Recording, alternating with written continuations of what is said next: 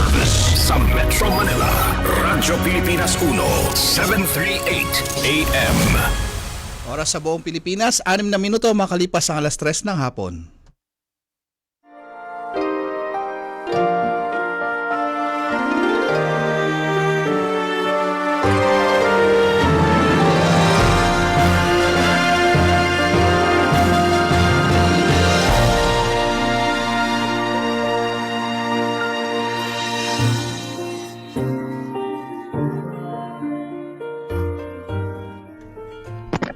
Magandang hapon po sa inyong lahat. Welcome po tayo sa ating programa na Kalinga Hatid ng Red Cross sa Radyo Pilipinas.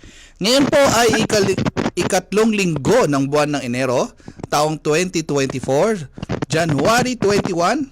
Kamusta po ang bawat isa sa inyo? Kami ay dito sa live kami sa Visayas Avenue sa Quezon City at sa inyo po dyan, sa inyong tahanan, saan man kayo naroon, kayo ay aming inaanyayahan na subaybayan at tunghayan ng ating mga kaganapan hanggang alas 4 po tayo ng hapon sa Radyo Pilipinas 1, 738 kHz. Live din po tayo sa ating Kalinga Hatid Facebook page at sa Facebook page po ng Radyo Pilipinas. At syempre, sa RP1 na syempre available na rin sa PTV. Ito po ay joint cooperation sa pagitan ng PTV at RP1 na mapapanood sa TV Plus Channel 3 at for the box Channel 45 to 49. At nais nating pasalamatan ng bumubuo po ng ating programa. Syempre, mula sa Presidential Broadcasting System Service, ang ating Director Mong Aportadera, ang ating Station Manager Sir Alan Alyanigue, at ang ating mga kasama rin po si Sir Ray Sampang at si Sir Maki. At sa technical side po, ang kasama natin ngayon, Sir Orly Lopez at si Ma'am Joy Timidan.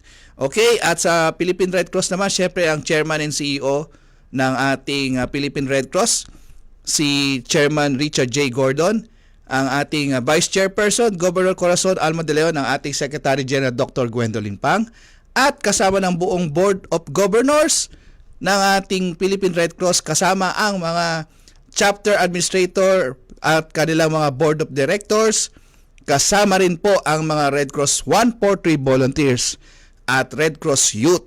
Yan. Okay? At kung kayo po ay may mga komento, tayo ay manood po kayo sa ating Facebook Live at sa may mga nais mag-comment at mga shoutout dyan. Hindi na natin patatagalin, mga kasama natin via Zoom.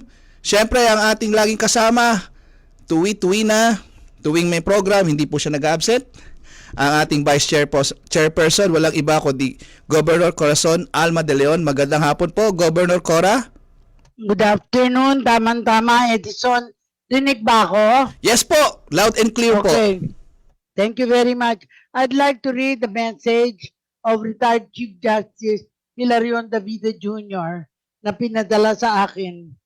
Sabi niya, on this blessed and beautiful Sunday, the 21st of January 2024, we join the Cebuanos in celebrating the 459th Feast of the Señor Santo Niño de Cebu, and in thanking once more the Almighty Father for giving them nearly 503 years ago with no less than his beloved Son, the Santo Niño, with whom he is well pleased.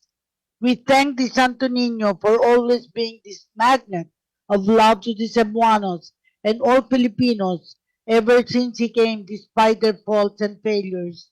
On this, his feast day, let us concentrate anew ourselves to him, express our eternal gratitude for all his graces and blessings, renew our pledge of childlike faith, love, and fidelity, and implore him to bless us, our country, and the world to have justice and peace.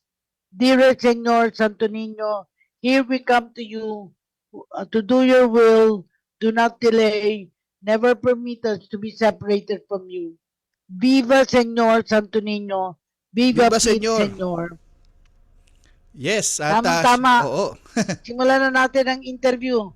Yes po. Oo, nung Nandiyan nakaraan, na. opo, nung nakaraang linggo, Governor Cora, ang kasama natin ay mula sa Queen of the South, syempre ang Cebu, sa Visayas na part po 'yan. Ngayon, mapupunta tayo, Gob, sa Mindanao.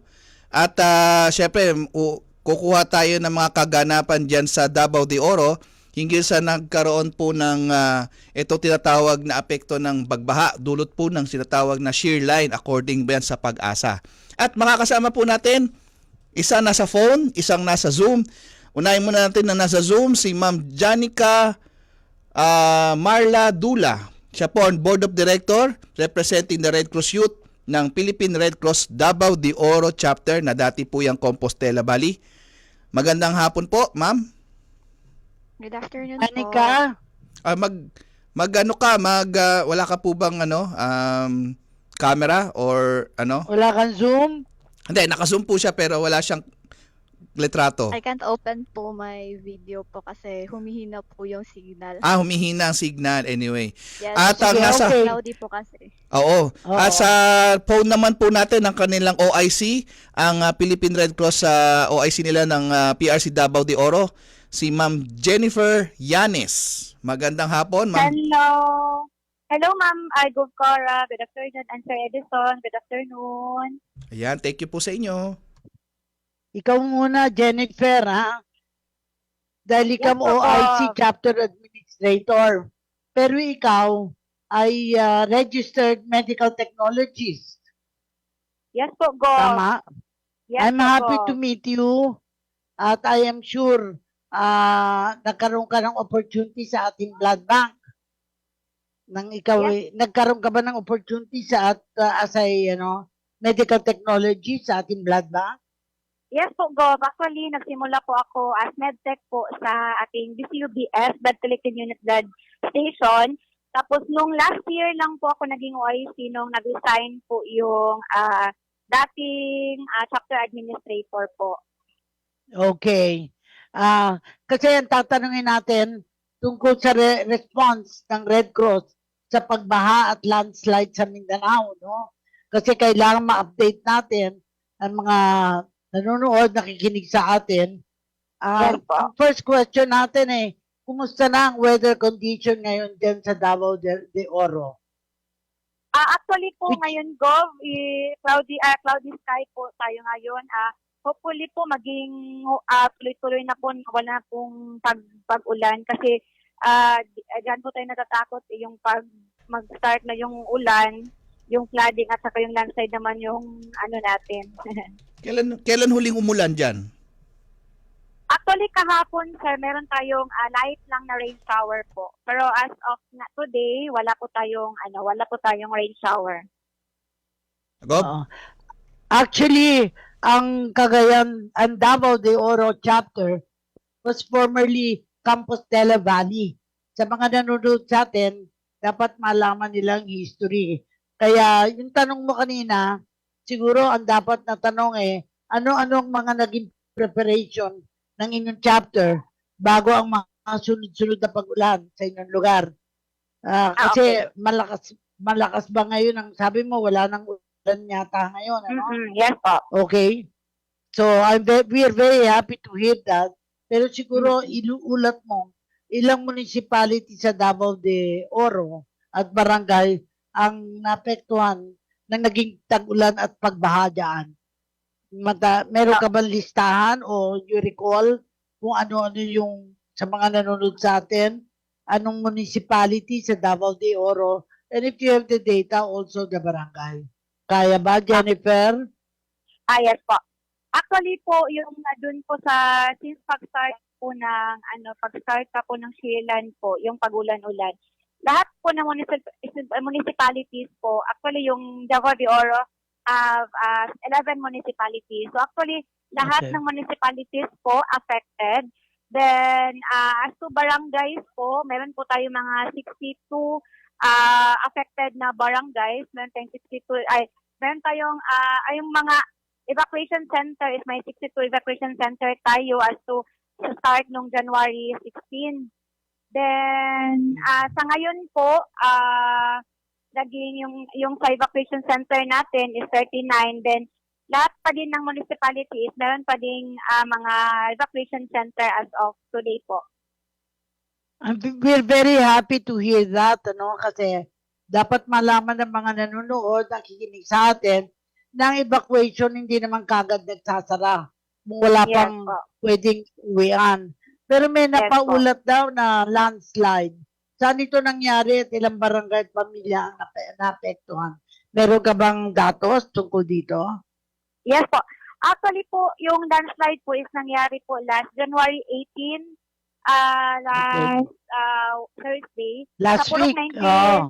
yes po. Sa Purok 19, Mount Diwata, Bungkayo, at around 11 a.m. po yun nangyari. So, as affected po ay may 11 po na involved na individual at saka 2 houses po yung nasira due sa landslide.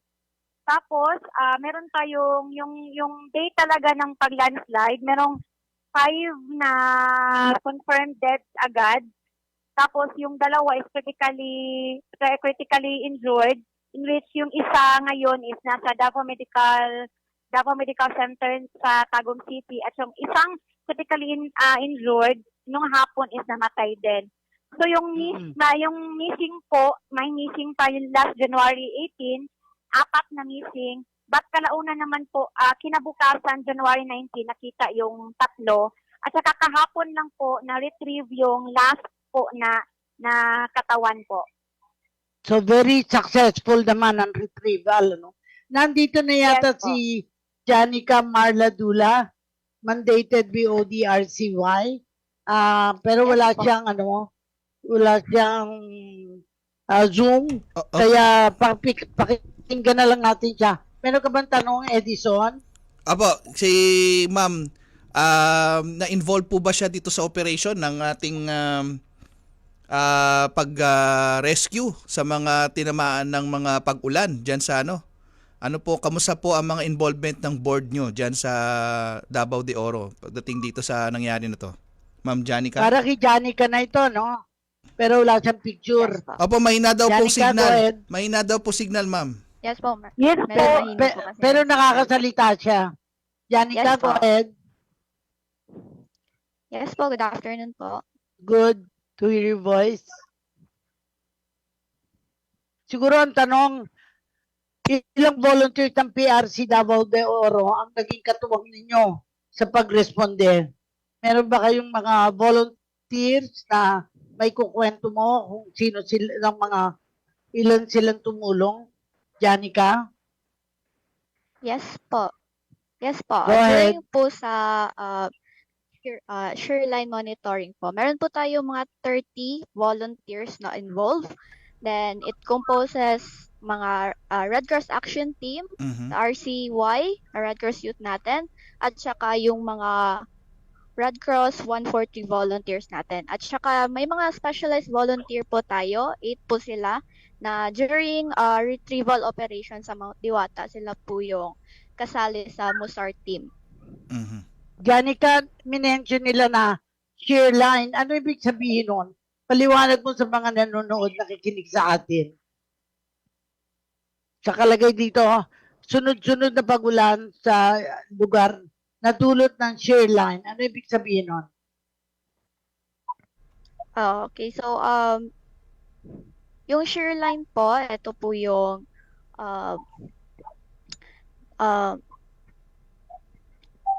narrow corridor po ng abrupt change po sa ating horizontal component ng ating wind.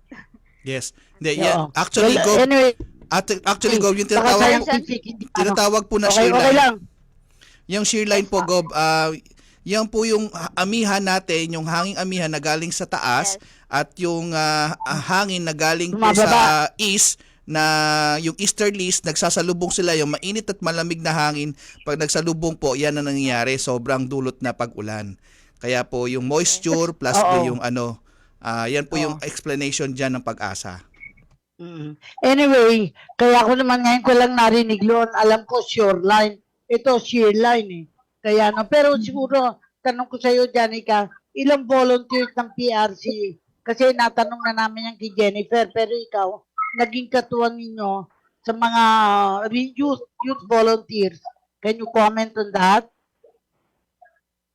Yes po, ma'am. Go During po ahead. sa operation, yes po, may 10 na RCY po tayong involved from Nabunturan National Comprehensive High School po. Sila po yung part ng ating Nabunturan. mga junior RCY. Mhm. Yes po.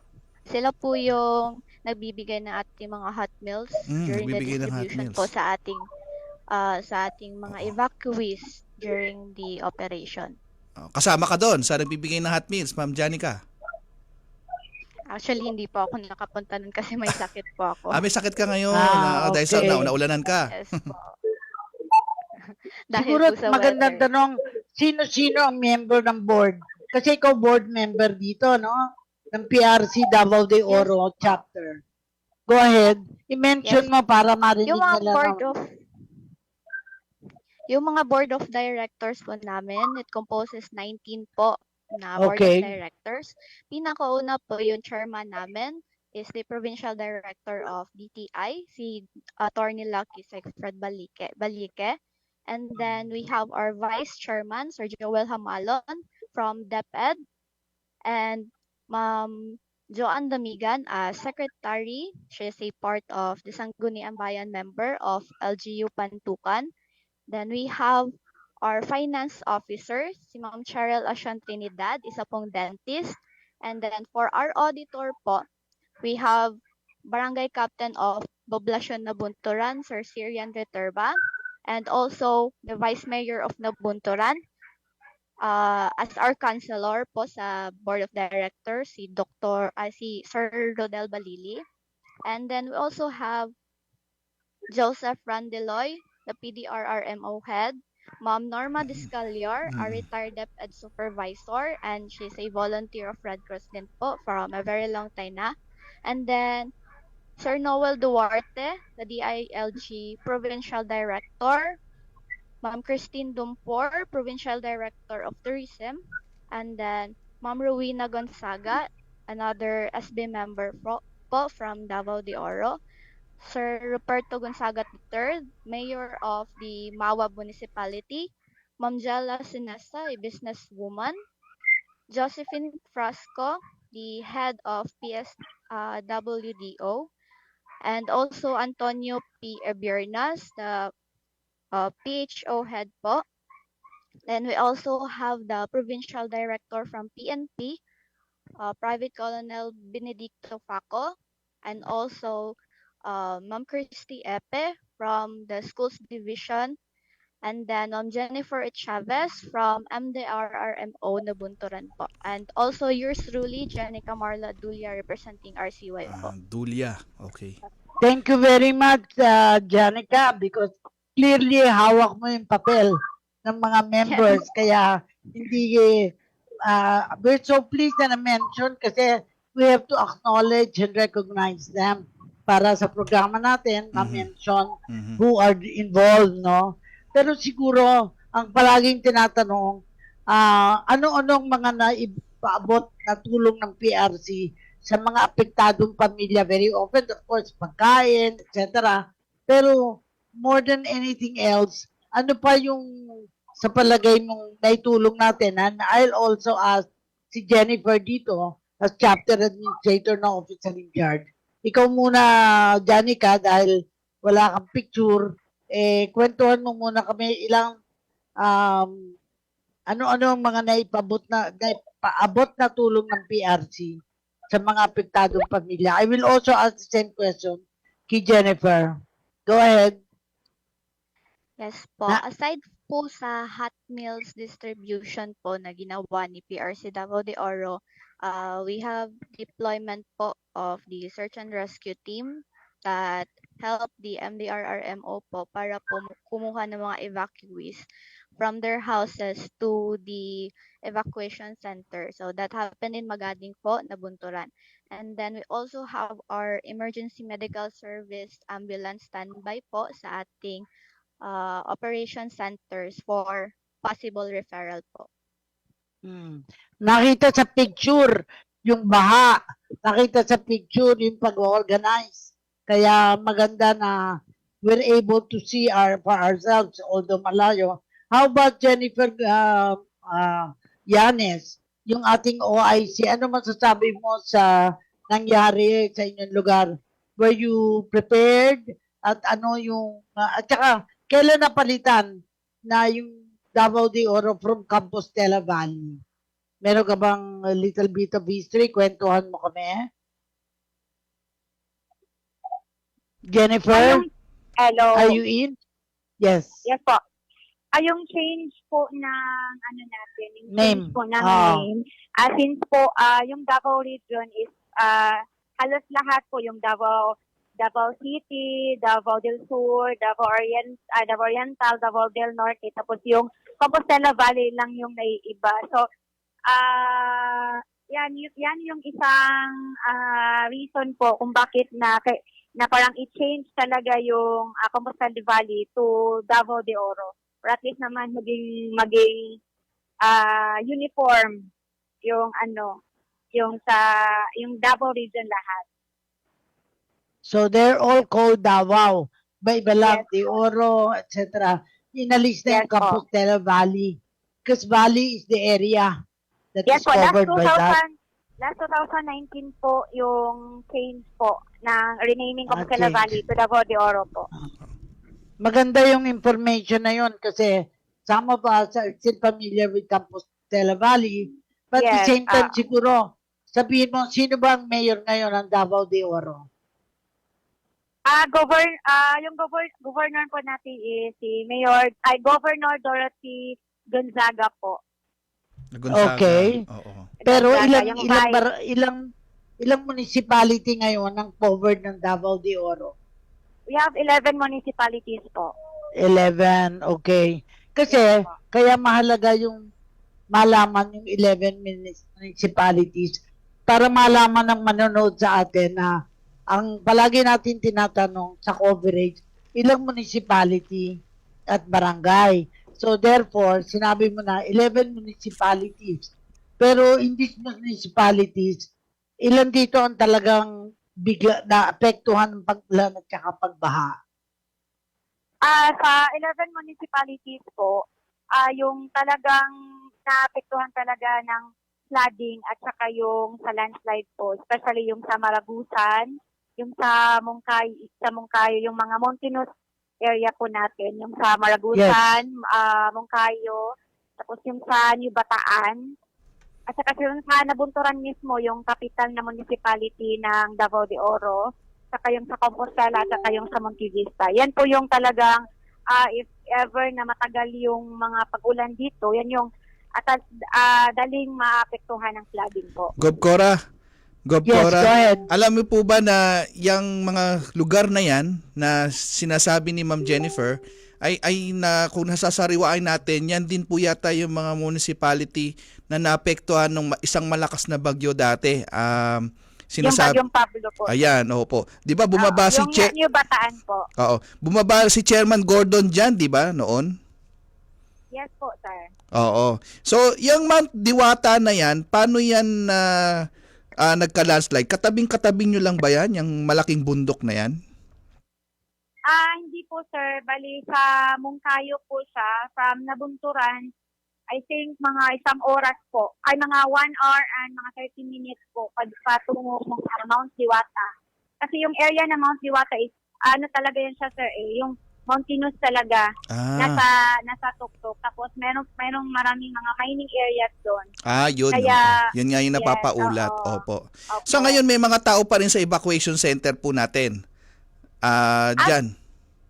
As of kagabi, sir, meron tayong 38 families. Mhm. But today, wala pa po kami nakukuhang update po. Ano pa po kami sa aming mga Red Cross 140 volunteers natin. If ever nakauwi na ba ang 38 na families na reported po? Alam nyo, nung mga nakalipas na linggo, talagang nag-uulan dyan sa lugar nyo no? Kahit nung Pasko Yes, yata, talagang walang tigil ang mga pag-ulan dyan. Kaya talagang kayo ngayon ay nakaranas ng pagbaha at saka yan yung sinasabing landslide. Yes, Hanggang ngayon ba may mga flooded areas pa rin ba tayong reported dyan bagamat huminto na ang pag-ulan? Actually, sir, sa ngayon, wala na po. Sir, yung ano na lang natin, sir, yung mga evacuation center, may ibang evacuation center na I think hindi pa pinapauwi kasi baka may kasunod pa na heavy rains na mangyayari. Pero sa ngayon, sir, siguro maghingi kami ng update kasi parang kahapon kasi may update kami na parang ipauwi na yung iba. Okay. Yung iba na yung mga nasa evacuation center. Bali, as an OIC, itong kauna-unahan mong disaster, no? Hindi po, sir. Last year, sir, pag start ko talaga maging OIC, sir, mga days pa lang bago naging OIC, sir, may yung earthquake operation. Earthquake. Oo. Yung earthquake last February 1. Mhm.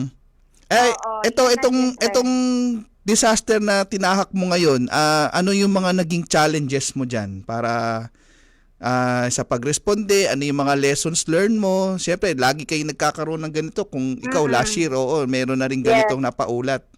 Oo. Sir, sa factor talaga, sir, dapat talaga, yung preparation talaga dapat unahin. Especially, pag nasa pa lang, sir, pag may balita pa lang na may paparating na bagyo ba or yung ganito, yung share line, una talaga naming ginagawa is yung activation of volunteers talaga. Especially Yun. yung mga Red Cross 140 volunteers natin sa iba't ibang municipalities, ina-activate sila for monitoring.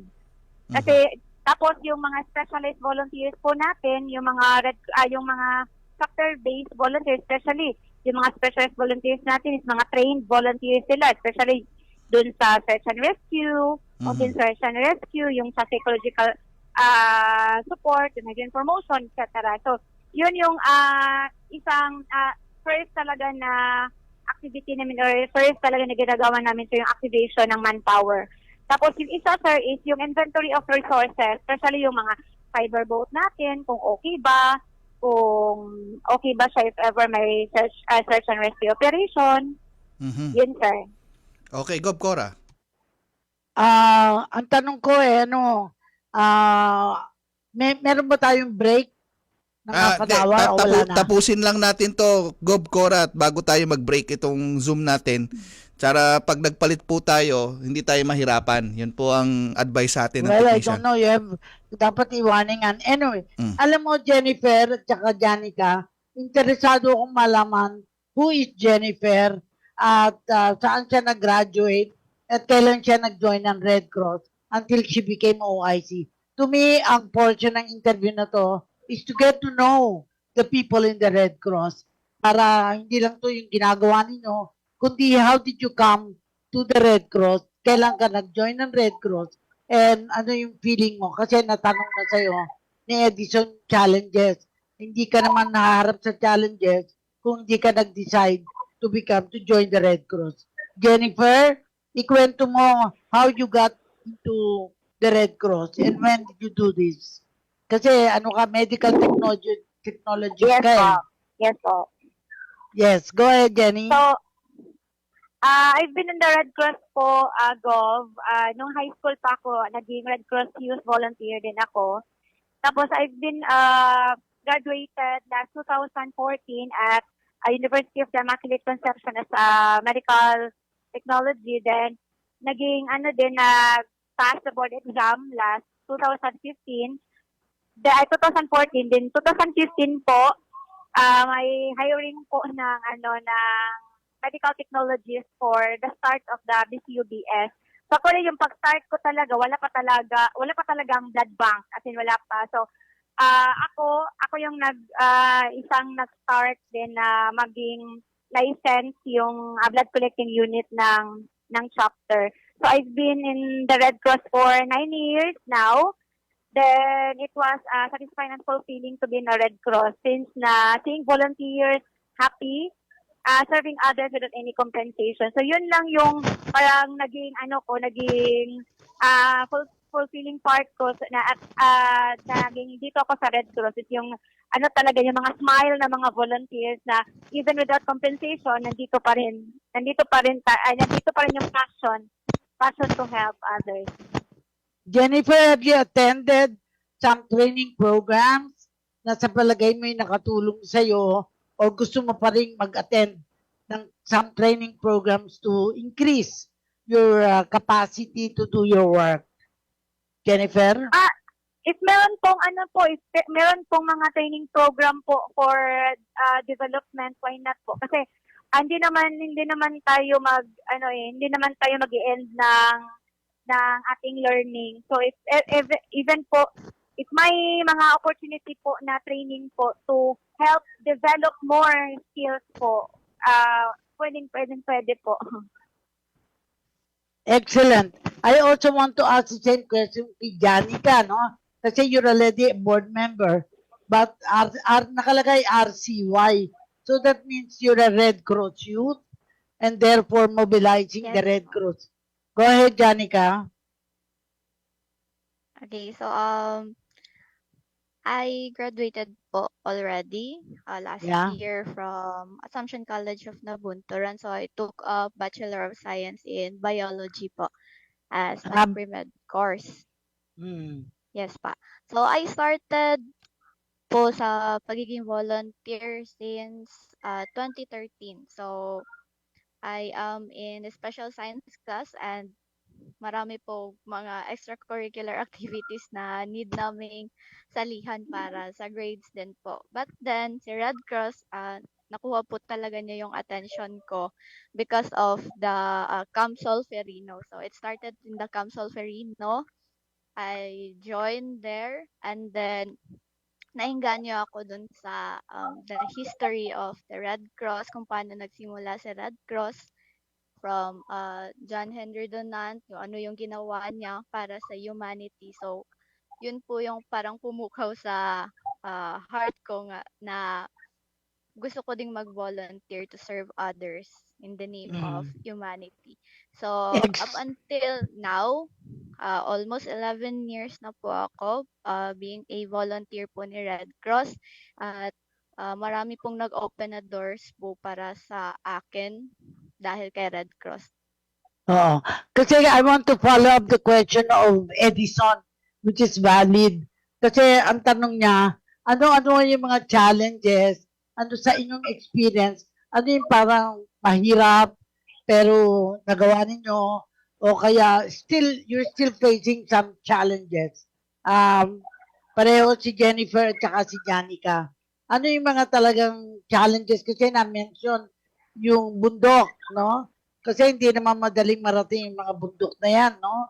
So, ikwento nyo yung mga challenges that you face and then significant events that strengthened your firm resolve to continue to be staff and continue to be, of course, together with the Red Cross in Davao de Oro. Go ahead, Jennifer. Ikaw muna. And then si Janica. Yung challenges po, yung sa chapter muna, ma'am, no? Yung sa chapter muna, yung challenges talaga, actually, yung Davao de Oro, ang Red Cross ng Davao de Oro is known talaga, especially in our capacity, our trained capacity, our trained manpower. So sa lahat ng municipalities, palagi tayong nire-request, palagi tayong known sa kanila in terms of services. But then, what challenges more is yung resources natin, especially yung for example, yung mga sakyan, yung Logistics. logistic natin, yan po, yung logistic, yung isa na din po yun yung sa financial natin. Dapat mag-fundraise tayo. Yes, More fundraising. Gob, tama. Oo. Gob, no? kasi yung pag-start ko sa as sa akin naman din na part, yung pag-start ko talaga as OIC dito sa Davao de Oro chapter, parang isang challenge po dito is yung naging bago ulit yung mga board of director. Kasi yung last January 2023, yun yung pag-start din na bago yung mga board of director natin. So, yung board. So yun yung isang adjustment na naging challenge. Then after mga days pa lang na bago yung mga BOD na may malaking operation. So yun yung isang challenge po as to OIC na level ngayon po. Oh.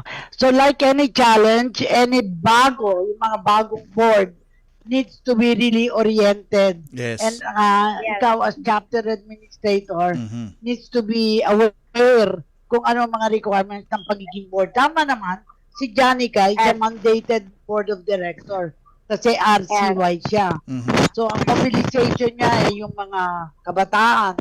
Ano ang experience mo, Janica, as mandated board of director? So, I Go ahead, Janica. a board of director po.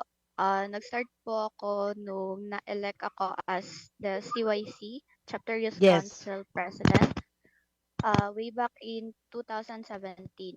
And then po, for another year po, na-re-elect po ako as the CYC again, pang 5 years ko na po ngayon. So, yung mga challenges po namin, actually, pinakauna po, lalo na sa pagmomobilize ng mga RCY is yung communication po. Kasi Davao de Oro is medyo mahina po talaga yung internet connection, and then may mga mountainous area po tayo na may mga RCY, but then the communication is hindi po siya talagang napupush through to internet. So, kailangan po talagang puntahan doon para magpaalam kung may mga activities ba. So, yun po yung isa sa pinaka problem po talaga ni RCY po dito. Tama-tama kasi talagang problema yung communication. Miski ikaw ay hindi ka makapag-zoom kaya wala kang picture. I hope maayos yung communication kasi medyo magulo, merong mga distortions, ano. Opo. So, ikaw muna ngayon, Edison, ano yung gusto mo pang malaman kay Jennifer at kay Janica? But kay Jennifer, siguro ang tanong ko katulad ng tinanong mo sa kanya, anong present challenges na hinaharap niya other than fundraising? Kasi yung fundraising is to me a permanent challenge sa Red Cross. Permanent challenge. Oo nga, ma'am. Parang yan na talaga yon. Opo, kamusta naman ang relationship nyo with the LGU, ha? Diyan sa speaking of your dating yung board nyo, yung si Randy Loy, siya ang dating administrator yeah. diyan. Ipatatandaan nyo, Gov Cora, si Randy Loy po ang kanilang dating administrator diyan sa Davao de Oro, na Compostela Valley. Kamusta naman during my time Opo. as Secretary General, I knew him. Oo, nasa board na siya ngayon ng kanilang chapter. Actually, si Sir Randy is member of the board of directors po siya ngayon. Kamusta naman yung relationship with the LGU? Actually, okay naman yung relationship namin, sir. Actually, meron kaming with the LGU po, yung sa Nabuntura, ay yung sa ibang LGU po lahat ng LGU po, okay po yung partnership natin. Especially dun sa province of Davao de Oro po with Governor din. Then yung sa PDRRMO po is okay din kasi naging part din tayo ng council. So every time may paparting na disaster or any decision making is part tayo ng council. So nandun tayo din in terms of, kasi si Sir Randy is siya yung PDRRMO head natin ngayon. He is very supportive din naman with our activities, our fundraising activities. Pag meron kami mga logistical problem, diretso din kami mag-request kay Gov through kay Sir Randy. Kasi alam ni Gov na si Sir Randy is from Red Cross. Okay. Andiyan pa ba sila, Gov? Wala na? Okay, sige. At Ma'am Jen, diyan ka lang muna, ha? Yung mga nasa Zoom natin, magre-join lang po sila. Magbabalik lang tayo sa mabilis na mga commercial break. Okay.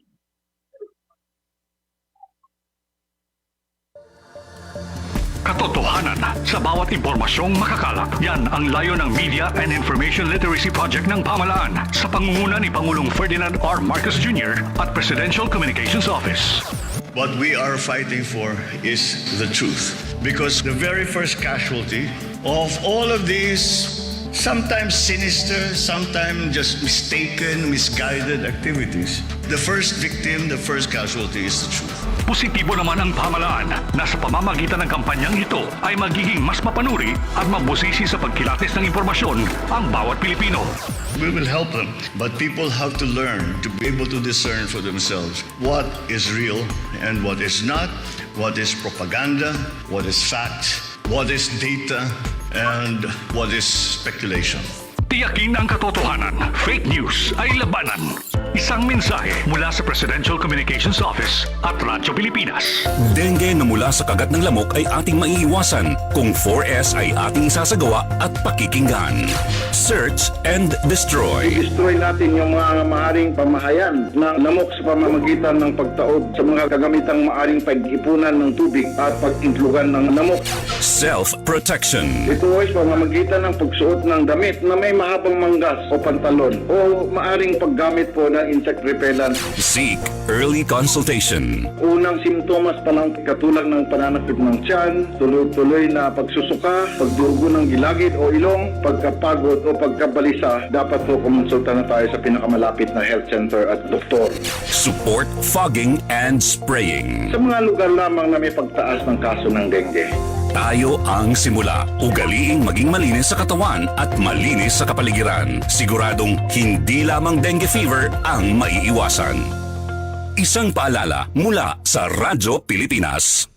Okay, nagbabalik po tayo sa ating programang Kalinga Hatid ng Red Cross sa Radyo Pilipinas at meron na lang po tayong ilang minuto para sa ating programa. Samantala, ngayon po ang araw na to, syempre ay sunod-sunod po ang mga kapistahan na nangyayari. Meron po tayong sinulog, meron po tayong ati-atihan at meron din po tayong piyesta ng Santo Niño dyan sa Tondo.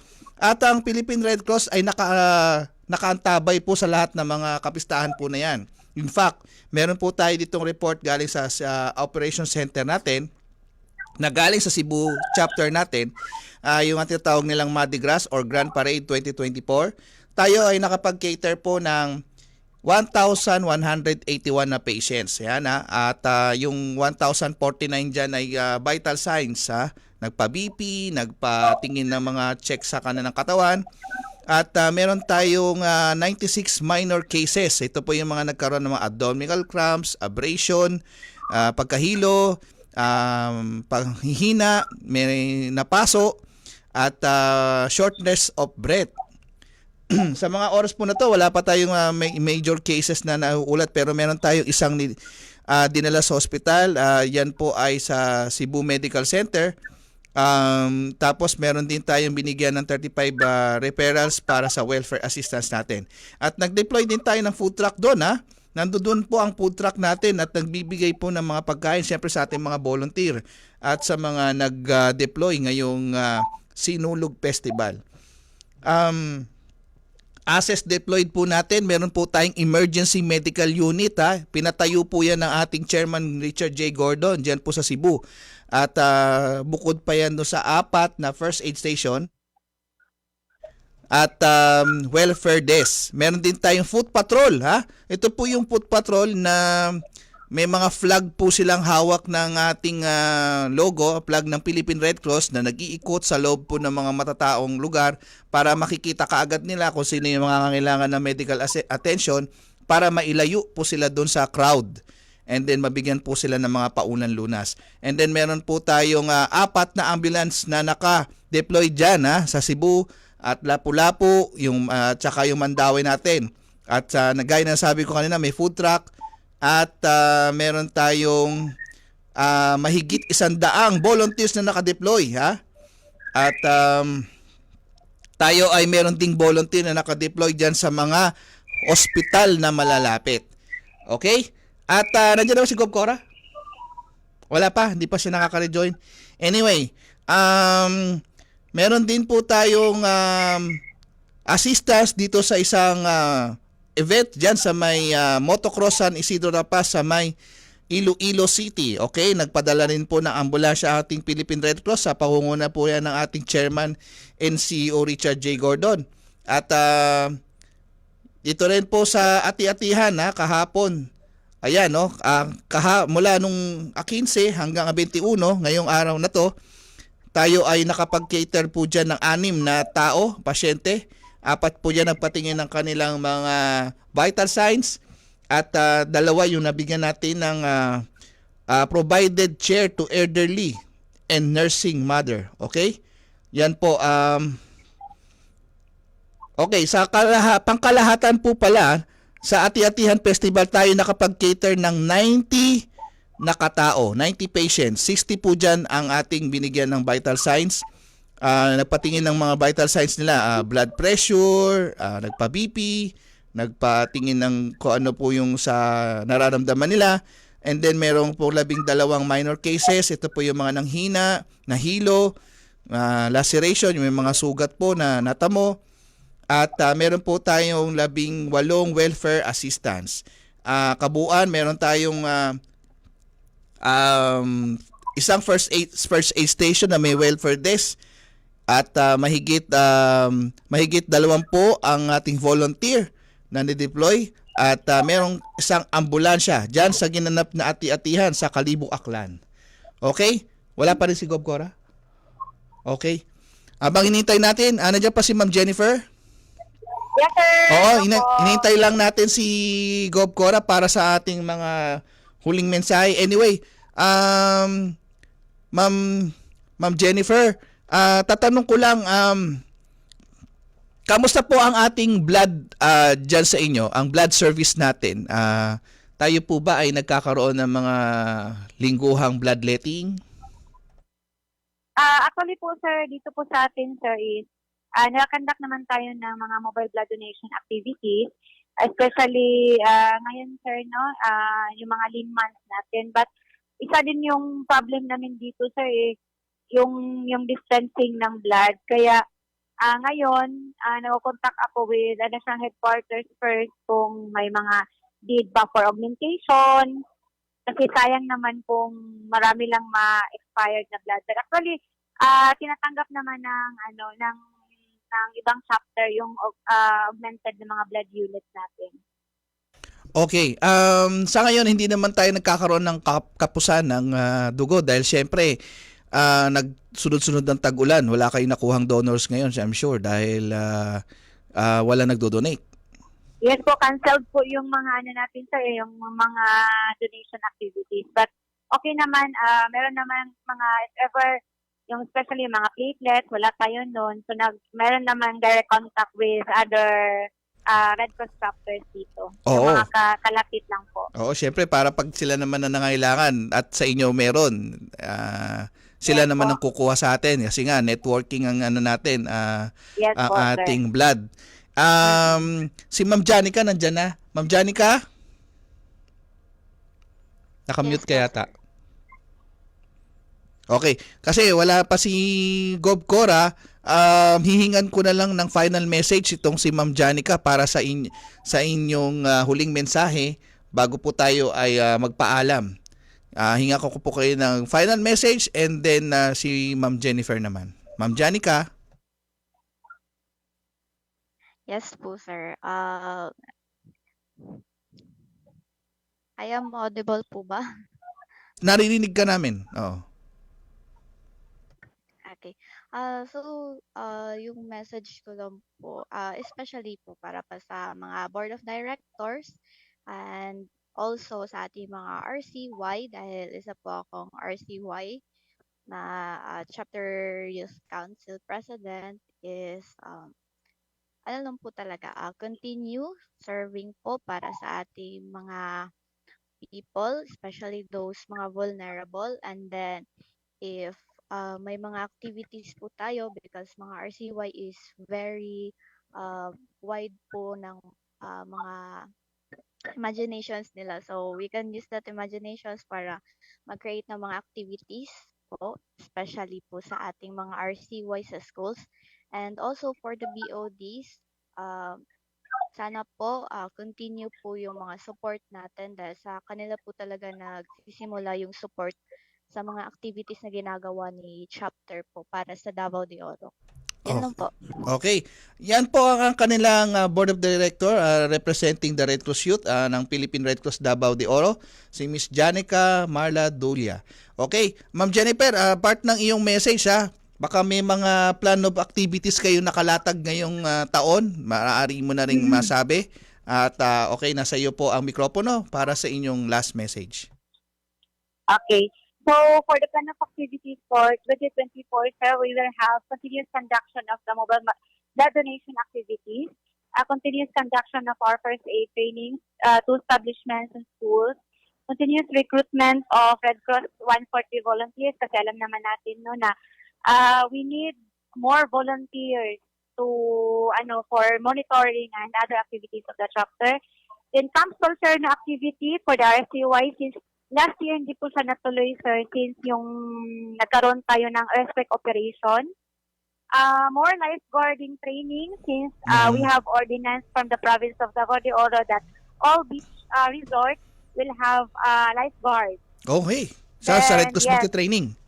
Yes po. So actually, sir, sir, yung last Monday until now, nagkakaroon po tayo ng lifeguarding activity. So na-cancel, meron pong cancellation of lifeguarding yung time na pag talaga yung may flooding at saka landslide, kasi kailangan din kailangan din dito yung mga volunteers natin, especially dun sa search and rescue team. Yes, yan sir. Tapos other, sir, is conduction of our 4th emergency medical technician training to all our MDR RMOs, all municipalities and other hospitals. Since meron na tayong strict implementation of from DO8 na lahat ng ambulances meron ng 2 EMTs or emergency medical technician.